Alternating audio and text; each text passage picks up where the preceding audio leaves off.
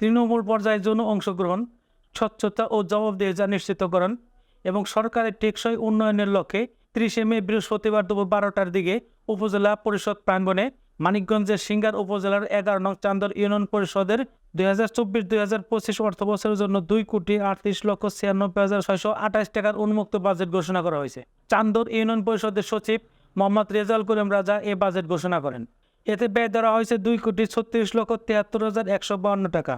উদ্বৃত্ত দেখানো হয়েছে 3,23,476 টাকা। উপজেলা আওয়ামী লীগের সাংগঠনিক সম্পাদক ও চান্দর ইউনিয়ন পরিষদের চেয়ারম্যান শওকত হোসেন বাদলের সভাপতিত্বে উন্মুক্ত বাজেট ঘোষণা অনুষ্ঠানের প্রধান অতিথি হিসেবে উপস্থিত ছিলেন জেলা আওয়ামী লীগের কোষাধ্যক্ষ ও মানিকগঞ্জ 2 আসনের মাননীয় সংসদ সদস্য দেওয়ান জাহিদ আহমেদ টুলু। এ সময় আরও বক্তব্য রাখেন উপজেলা পরিষদের ভারপ্রাপ্ত চেয়ারম্যান শারমিন আক্তার, উপজেলা আওয়ামী লীগের সদস্য জামেরতে ইউনিয়ন পরিষদের চেয়ারম্যান মোহাম্মদ আবুল হোসেন মোল্লা, উপজেলা আওয়ামী লীগের সদস্য চারিগ্রাম ইউনিয়ন পরিষদের চেয়ারম্যান দেওয়ান রিফন হোসেন, জেলা পরিষদের সদস্য ও উপজেলা যুবলীগের সভাপতি মোহাম্মদ তমিজউদ্দিন, বীর মুক্তিযোদ্ধা মোহাম্মদ শাহজাহান, বীর মুক্তিযোদ্ধা আজহার উদ্দিন, আব্দুল কুদ্দুস শেখ, ইউনিয়ন আওয়ামী লীগের সাংগঠনিক সম্পাদক আব্দুল কুদ্দুস শেখ, চান্দর ইউনিয়ন কৃষক লীগের সভাপতি মোহাম্মদ মিজানুর রহমান, মোহাম্মদ মনির হোসেন 6 নং ওয়ার্ড আওয়ামী লীগ, রতন সাহা, মোহাম্মদ মোশাররফ হোসেন, ইউপি সদস্য মোহাম্মদ আব্দুল গফুর, আফজাল হোসেন, মোহাম্মদ আলী হোসেন প্রমুখ। এ সময় উপস্থিত ছিলেন সিঙ্গার থানার ইন্সপেক্টর তদন্ত শেখ আবু হানিফ সহ এলাকার শিক্ষক, ইমাম, ব্যবসায়ী, সরকারি বেসরকারি সাধারণ জনগণ। এ সময় প্রধান অতিথি তারা বক্তব্যে বলেন, আসলে বাজেট এটা আসলে আমাদের সংসদের বাজেট হবে 6 তারিখে।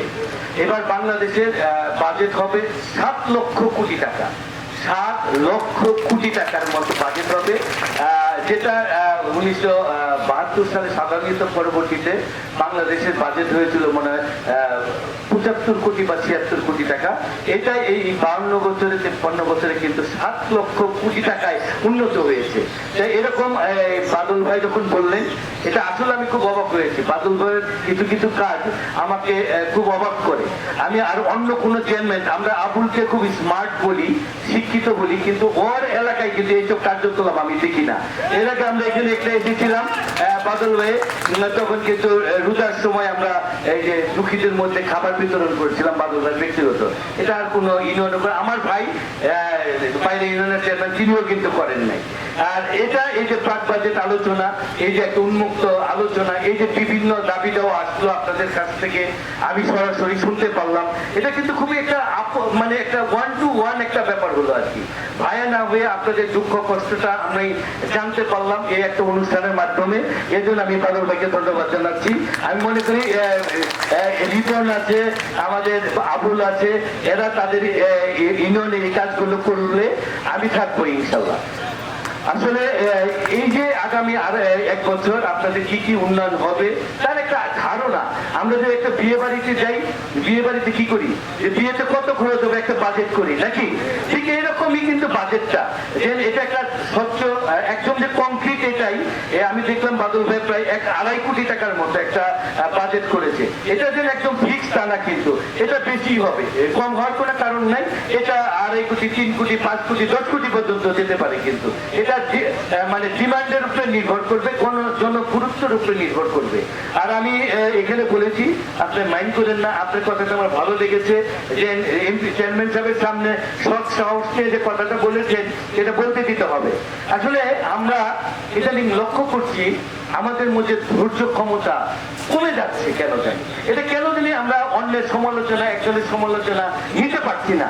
এটা কিন্তু আমাদেরকে অস্থিরতার জন্ম দিচ্ছে, সমাজে বিশৃঙ্খলা সৃষ্টি করছে। আমরা যদি ধৈর্য ধারণ করি, আমরা যদি সমালোচনাটাকে পজিটিভলি দেখি, তাহলে কিন্তু অনেক কিছুই সহজ হয়ে যায়। আমার পক্ষে আসলেই ভালো, আমার বিপক্ষে গেলে সে খারাপ, এই মন মানসিকতা থেকে আমাদের বেরিয়ে আসতে হবে। আমরা যত তাড়াতাড়ি এইটা থেকে বেরিয়ে আসতে পারবো, আমরা খুব সুন্দর একটা পরিবেশে বসবাস করতে পারবো। এখানে আছে ফতেপুরের কথা বলি আগে, উনি অনেক দুঃখ নিয়ে বলছে যে ফতেপুরবাসী আমাকে দেখতে চান, আপনি যদি আজকে আমাকে নেন আমি আজকেই যেতে রাজি আছি, অসুবিধা নাই। আছে উন্নয়নের কথা বলি, মাছের সেচের কথা, এটা বাদল ভাই, এটা আমার যদি কিছু করার থাকে, আমার একটা বিশেষ বরাদ্দ থাকে। আসলে মেঘ বৃষ্টির মধ্যে একটা সেট থাকলে ভালো হয়, আপনি একটা দিয়েন, আমি আবার জিও লেটারের মাধ্যমে এটা ইনশাল্লাহ করে দেওয়ার চেষ্টা করব। সবচেয়ে বড় যেটা যেটা শুধু চান্দরের ব্যাপার না, টোটাল বাংলাদেশেরই একটা ক্যান্সারের মতো একটা ব্যাপার হয়ে গেছে, 3 ফসলি জমির মাটি কাটা। সেটার মধ্যে জননেত্রী শেখ হাসিনার জিরো টলারেন্স, দুইটা ক্ষেত্রে জিরো টলারেন্স, মাদক এবং এই 3 ফসলি মাটি কাটা। আপনারা যদি, আমি এখানে আপনাদের মাধ্যমে ব্যর্থহীনভাবে বলতে চাচ্ছি, চান্দরে যদি কেউ 3 ফসলি মাটি কাটেন, আপনারা প্রতিরোধ করে তোলেন, সেই প্রতিরোধে আমিও শরীক হব। আপনারা যেদিন ডাকবেন আমি ঠিক সেই মাঠে যাব এবং প্রশাসনকে বলবো কার ক্ষমতার জুড়ে, কার শক্তির জুড়ে তারা জননেত্রী শেখ হাসিনা যেটাকে নিষেধ করেছে, আমরা যারা নিষেধ করেছি তারা এই মাটি কাটার সাহস পায়। সে যত বড় শক্তিশালী হোক, আপনারা ওই দিন যেদিন আমাকে ডাকবেন আমি দরকার সেই মাটি কাটার জায়গায় যাব এবং এটা আমরা সকলে মিলে এটা প্রতিরোধ করে যাবো ইনশাল্লাহ। 3 ফসলি মাটি কাটার কোনো স্কোপ নাই, কিন্তু এটা অবৈধ, এটা অন্যায়। এটা যদি আমার ভাইও হয়, আমার বাপও হয়, এটার কোনো ছাড় নাই। কিন্তু আমি আবারও বলি, মাদক একটা ক্যান্সার, আপনারা জানেন। এটা ফ্যামিলি থেকে এটা সচেতনতা হতে হবে। আমার সন্তান, আমি যদি তাকে কন্ট্রোল করতে না পারি, অন্য জনে থেকে তাকে কন্ট্রোল করবে বলেন? এটা সমাজ থেকে, পরিবার থেকে কিন্তু এটাকে বাধার সৃষ্টি করতে হবে। তার গতিবিধি একবার যদি অ্যাডিক্টেড হয়, সেটাকে কিন্তু ফেরানো অনেক কঠিন। তাই আগে তাকে, আমার সন্তানটা সন্দর্ভর কার সাথে মিশছে, কোথায় যাচ্ছে, কি করছে, এটা কিন্তু খুব সহজ। আমাদের অনেকেরই এখানে একমাত্র সন্তান বা 2-1 সন্তান, তার 2-1 সন্তানের খোঁজ খবর যদি আমরা অভিভাবক হয়ে না রাখতে পারি, তাহলে একটা চেয়ারম্যান কি এই 20,000 সন্তানের খোঁজ খবর রাখবে? আমি কি 5,000 সন্তানের খোঁজ খবর রাখতে পারবো? এই ক্ষেত্রে আমাদেরকে আরো সচেতন হতে হবে ফ্যামিলি থেকে। এবং এটার ব্যাপারে আমি আবারও বলি, এখানে তদন্ত অফিসার আছেন, বাড়ির অফিসার আছেন, এটা আমি আপনাদের বলবো, এটা অবশ্যই আপনাদের দায়িত্ব। এবং এই ক্ষেত্রে, এই 2টা ক্ষেত্রে কোনো ছাড় দিন না, এটা ছাড় দেওয়ার কোনো কারণ নাই। আবারও নির্বাচনের দুঃখের কথায় আসি। আসলে এক একজনের সহ্য ক্ষমতা এক এক রকম, এক একজনের মাফ করার সামর্থ্য এক এক রকম। দেখেন, আমি গত 7ই জানুয়ারি যে নির্বাচনটা হলো, আমি কি খুব বেশি বোকা মনে হয় আপনাদের কাছে? আমি কি খুব বেশি বোকা? আমি কি সাদাকে সাদা, কালোকে কালো, কে আমার পক্ষে, কে আমার বিপক্ষে, কে আমাকে আটকাইছে, কে বাদলকে আটকাইছে, কে আমাকে মারতে চাইছে, কে আমার পক্ষে কাজ করেছে, এগুলো কি এত বারে বারে বলার কোনো স্কোপ আছে বলে? আমি কিন্তু অকৃতজ্ঞ না। আমি আপনাদের একটা জিনিস মেসেজ দিই, কেন এই যে অকৃতজ্ঞের কথাটা আমি বারে বারে বলি, এটা একটা বড় মাহাত্ম্য আছে, একটা মেসেজ আছে।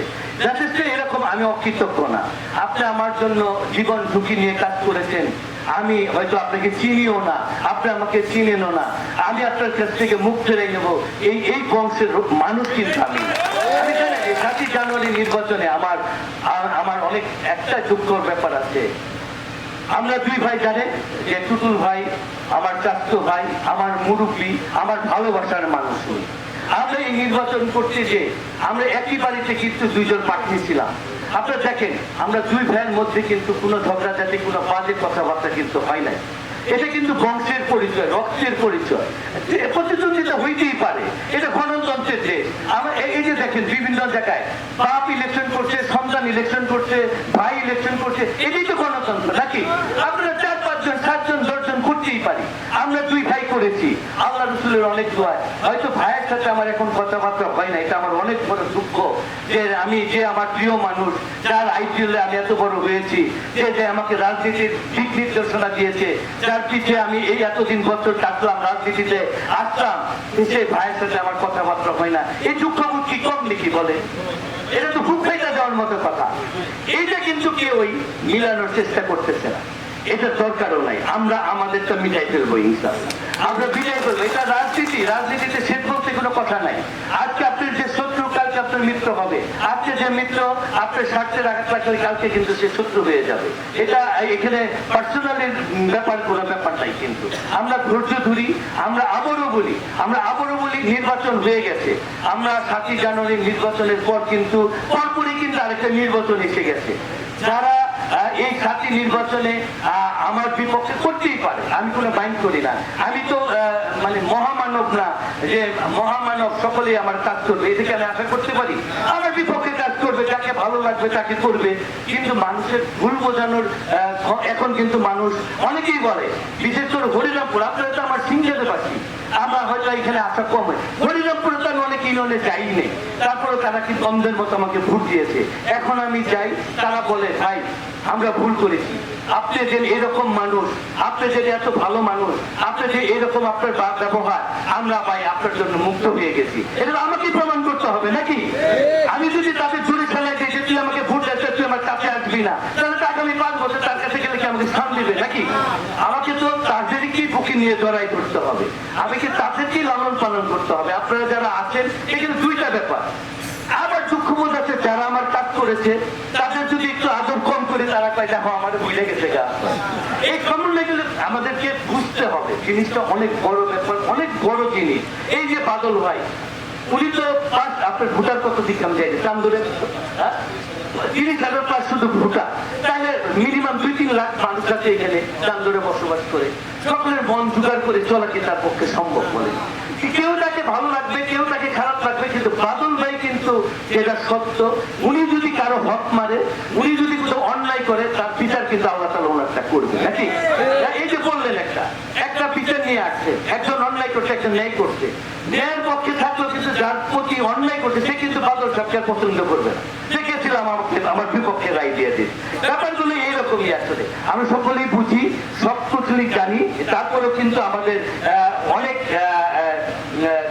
পথ পাড়ি দিতে হয়। আমাদেরকে আবারও আছে খেলাধুলার ব্যাপার, খেলাধুলার জন্য আপনারা একটা অনেক আগে বাদল ভাই বলছিলেন একটা কলেজের ব্যাপারে, কলেজের ব্যাপারে কিন্তু আমি ওই দিন কথা দিয়েছিলাম, বাদল ভাই বলছি যে 10 লক্ষ টাকা হইলে কলেজটার অ্যাপ্রুভাল আনা যায়। আমি কিন্তু বলেছি যেদিন দরকার আমি আমার ব্যক্তিগত পক্ষ থেকে 10 লক্ষ টাকা দিব, তারপরেও চান্দরে একটা কলেজ হোক।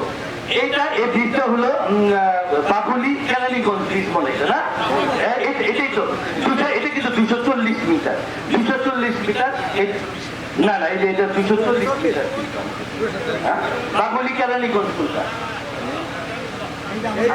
কালকে এটা আমাকে 48 কোটি টাকার এটা একদিকে গিয়েছে, এটা কিন্তু খুব সহজভাবে যাই হোক ওইটা আপনাদের চান্দরি তো ওইটা কিন্তু 40 কোটি টাকার বাজেট হয়েছে, আর এটা কিন্তু হয়ে যাবে, এটা আমি গত মিটিংয়ে বলেছি, এটা টেন্ডারে চলে গেছে, এটা টেন্ডারে চলে গেছে খুব। আমি তো চেয়ারম্যান হয়েছি, এমপি হয়েছি মাত্র 4 মাস হলো, আমাকে কিছুটা দিন সময় দেন, আমি আবারও বলি এই এলাকায় মাটির রাস্তা থাকবে না, মাটির রাস্তাটা একটুই নাই। আর আমি আপনাদের একটু বলি, উন্নয়নটা কিন্তু একটা চলমান প্রক্রিয়া, আপনি কিন্তু ইচ্ছা করলেই রাতারাতি আপনাকে এটাকে একদম সবকিছু ঠিক করে দিতে পারবেন না। আপনারা আজকে যে ডিমান্ডগুলো এসেছে, আপনি ভুলি যে সবগুলো ডিমান্ড দিয়ে আপনি ফুলফিল করলেন, কাজে কিন্তু নতুন আরেকটা ডিমান্ড আসবে না ভাই, বলেন আসবে কিন্তু? এটা কিন্তু চলমান প্রক্রিয়া, এটা চলতে থাকবে। আমাদের জনসংখ্যা বাড়ছে, আমাদের উন্নয়নের গতি ইনশাল্লাহ সামনের দিকে যাচ্ছে। এখন আমরা অনেকদিন দেখি, আপনি দেখবেন একটা লোক হঠাৎ করে চকের মাঝখানে একটা সুন্দর বাড়ি করছে, রাস্তা নাই ঘাট নাই, চকের মাঝে একটা বাড়ি করে ফেলছে, ভাই কিনা বলেন? ওই লোকটা কিন্তু পরের দিন আসবে, ভাই আমার বাড়িতে যাওয়ার একটা রাস্তা করে দেন।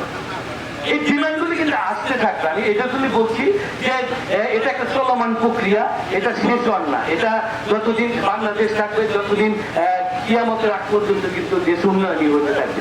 আমরা তো মাত্র এই তো এই এত বছর মাত্র আমাদের জননেত্রী শেখ হাসিনার কন্টিনিউ 3 টার্মে সর্বমোট 5 টার্ম এবার নিয়ে হলো। দেখেন আমি আবারও বলি, এই যে কত কত রাস্তা, কত স্কুল, কোন স্কুল কিন্তু এখন ভাঙাচোরা খুব কম দেখা যায়, অলমোস্ট 95% স্কুল ঘর কিন্তু এখন 4তলা বিল্ডিং হয়েছে। এরকমই উন্নয়নের গতিধারা চলতে থাকবে ইনশাল্লাহ। আপনারা আর একটা বাথরুমের কথা বলেছেন, আমি এটা আসলে আমার কাছে খুব অবাক লেগেছে যে একটা বাজার সেখানে টয়লেট নাই, এটা তো খুব বিপজ্জনক একটা ব্যাপার। আমি আবারও বলি যত সহসায় একটা টয়লেট করতে কিন্তু খুব বেশি টাকার দরকার নাই, বাদল ভাই এটা আপনি অ্যাডভান্স করে দেন, ওই টাকার ব্যবস্থা আমি করে দিব আপনাকে ইনশাল্লাহ।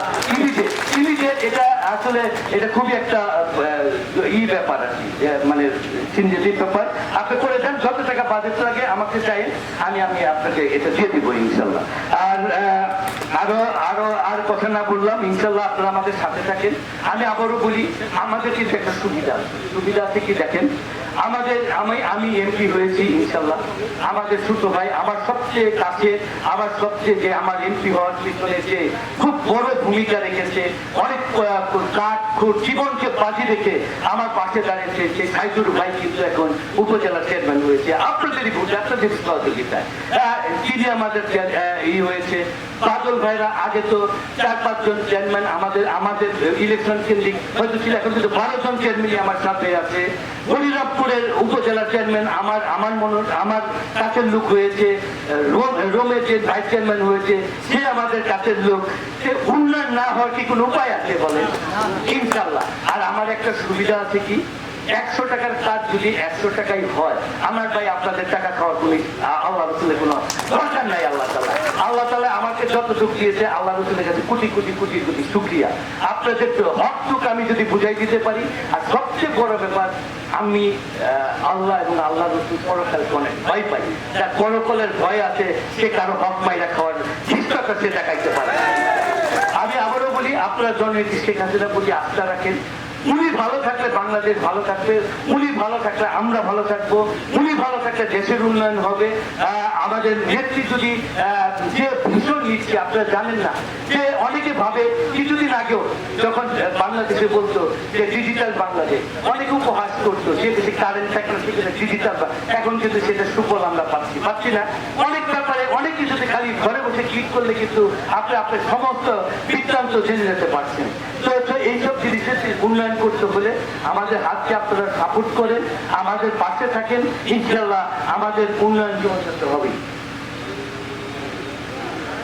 আমি আবারও বলি, আমাদের এই ইদানিংকার কার্যকলাপে মনে হয় যে এমপি ইলেকশন গেছে, উপজেলা নির্বাচন গেছে, ইউনিয়ন নির্বাচনটা মনে হয় 1 মাস পরে, এরকম মনে হয় কিনা দেখেন। কারো কারো অ্যাক্টিভিটিতে আমি যখন ভাবি 2.5 বছর পর হলেও ইউনিয়ন কাউন্সিল নির্বাচন, আরে 1 সেকেন্ড পর বাঁচবেন কিনা এই বিশ্বাসই তো নাই। আপনারা করেন না, আপনারা এত বড় প্ল্যান করে এত কিছু করে করেন। আমরা আবারও বলি যে জনগণের রায়, বাংলাদেশের এমন একটা সিস্টেম 7 তারিখে, জানুয়ারি 7 তারিখে জননেত্রী শেখ হাসিনা তৈরি করে দিয়েছে। আপনার ভোট আপনি দিবেন, যাকে খুশি তাকে দিবেন। এই ভোটের আপনি যদি যাকে ভালোবাসেন, আপনি যদি একটা মানে অকর্ম অযোগ্য মানুষকে ভোট দেন, সেটা আপনার ব্যাপার। সেখানে জোর জুলুমের কোনো কিন্তু ব্যাপার হবে না। এটা আমি আপনাদের কথা দিলাম। ইনশাল্লাহ আপনারা আবারও বলি যে বাদল ভাই আছেন, বাদল ভাইকে বলবো ধৈর্য ধরেন। বাদল ভাই যারা আছে ভিন্ন মতাবলম্বী আছে, তারাও কিন্তু আপনার চান্দনের বাসী, তাদেরকে নিয়ে ঐক্যমত গড়ে তুলে আমরা ঐক্যমত ভাবে যদি চলতে পারি জিনিসটা কিন্তু। আর যদি কোনো ব্যাপারে মতবিরোধ থাকে আমাকে ডাকেন, আমি আপনাদেরকে সমন্বয় করার চেষ্টা করব। আমি আসলে ঝগড়াঝাটি পছন্দ করি, আমি আসলে ব্যাপতে চলি না। আসলে বিশ্বাস করেন আমার এগুলো খুব ডিসগাস্টিং লাগে, আমি এগুলো জিতে পারি না। আমি চাই সকলে আমরা মিলেমিশে থাকলে কত সুন্দর একটা পরিবেশ হবে বলেন। রাজনীতির জায়গায় রাজনীতি থাকবে, আলোচনা থাকবে, সমালোচনা থাকবে, দেশের উন্নয়নের কথা থাকবে, কিভাবে দেশের স্বাধীনতা বিরোধী শক্তিকে যারা জামাত, শিবির, আল-বদর, বিএনপি তাদেরকে তাদের ধ্বংসাত্মক কার্যকলাপ রোধ করা যায়, এইসব নিয়ে আলোচনা হবে। এখন যদি আমরা আমাদের মধ্যেই যদি দৃঢ়দাহক তৈরি করি, আমার ঘরে যদি আমি আগুন দিই, সেটা কি মানুষের মানে কি সেটা কি পুরে সাক্ষাৎ হয়ে যাবে না ভাই? বলে আগুন তো আগুনই। এখানে যদি আমার ঘর আর পরের ঘর, এটা তো ছেলে সবকিছু করে। আমি আবারও বলি, আর কোন ইউনিয়নে কিন্তু এই ঝামেলাটা নাই। এই চান্দনেই কিন্তু খুব বেশি নির্বাচন পরবর্তী ঝামেলা তৈরি হচ্ছে। এর জন্য আমি আপনাদের কাছে আসছি, আপনাদেরকে বলি যে আমরা সবাই মিলে, সবাই মতবোধ মিলে যে ইলেকশন চলে গেছে, আমি কি আপনি অস্বীকার করলে কি আমি এমপি বাদ যাবো বলেন ভাই? যদি কেউ যদি মনে করে এখনো যে মমতা বেগম এমপি, স্বপ্ন দেখতেই পারে, অসুবিধা কি? স্বপ্ন দেখতে তো দোষ নাই, দেখুক সে অসুবিধা কি নাকি? আমি যদি মনে করি যে আগের জনীয় হলি এমপি, তার স্বপ্ন দেখতে অসুবিধা কি? অনেকেও এখনো স্বপ্ন দেখে। আমি কিন্তু এখনো দেখি যে আমি ম্যাট্রিক পাস করি না। আমি কিন্তু 1984 সালে ম্যাট্রিক পরীক্ষা দিচ্ছি, অন্য মাঝে মাঝে স্বপ্ন দেখি কালকে মনে হয় আমার পরীক্ষা। আর কেউ যদি ওরকম স্বপ্ন দেখে যে 7 জানুয়ারি নির্বাচন হয় নাই, একটু ট্রেন অসুবিধা কি? আমার তো অসুবিধা নাই। এইভাবে বলি, বাস্তবতা মেনে নিতে হবে। যদি কেউ বাস্তবতা না দিতে পারে, এটা তার প্রবলেম, আমাদের প্রবলেম না। আর আমি আপনাদের মাধ্যমে আরেকটা কথা বলি, যে লোক আমার সাথে মিলেমিশে চলতে না পারবে, এটা আমার প্রবলেম না, সেটা তার প্রবলেম। এটা আমি আপনাদের বলে দিলাম ইনশাল্লাহ। আমি ওইভাবে চলি না, আমি ওই ধৃষ্টতা দেখাই না, আমি অহমিকা দেখাই না, আমি দাম্ভিক্য দেখাই না। তারপরেও যদি কেউ আমার সাথে মিলেমিশে না থাকতে পারে, এটা ভাববো যে তার কোনো প্রবলেম আছে। আপনারা সকলে ভালো থাকেন। আবারও সকল সাংবাদিক আমি আবারও বলি, আমি কিন্তু বাদল ভাইয়ের সাথে আমার একমত না। আমি বাদল ভাইয়ের বলি, চান্দরের সকলেই আমার কাজ করছেন বলে আমি কিন্তু এমপি। আমি কি ফাইন্ড আউট করতে পারবো যে এই তোর এমপি না, আমি ওর এমপি, এরকম করা কি ঠিক হবে? আমরা সকলের এমপি। আমি মানিকগঞ্জ 2 আসনের এমপি। আমি আবারও বলি যারা আমার কাজ করছে তাদের বাড়িঘরকে উন্নয়ন করার ক্ষমতা আমার আছে বলে আমি রাস্তাঘাট উন্নয়ন করতে পারবো। আমি ইনশাল্লাহ একটা রাস্তা হলে মনে করেন রাহেনের বাড়ির রাস্তাটা আমি করে দিলাম, কথার কথা তো রাহেনের বাড়ির রাস্তা, ওই রাস্তাটা কি আমার যারা বিপক্ষে ইলেকশন করছে তাদের হাত থেকে কি না দিবে নাকি? এটা কি কোনো স্থল আছে বলে? আমি এই ভিতরে যেতে চাই না। আমি আবারও বলি, আমার মেসেজটা খুব ক্লিয়ার।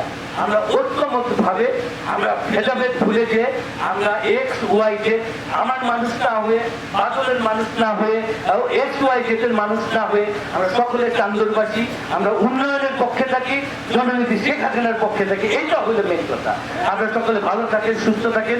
আবারও এই গরমের মধ্যে এতক্ষণ বসে থাকার জন্য আমি আমার ব্যক্তিগত পক্ষ থেকে, জননীতি শেখ হাসিনার পক্ষ থেকে আপনাদেরকে কৃতজ্ঞতা এবং ধন্যবাদ। জয় বাংলা, জয় বঙ্গবন্ধু।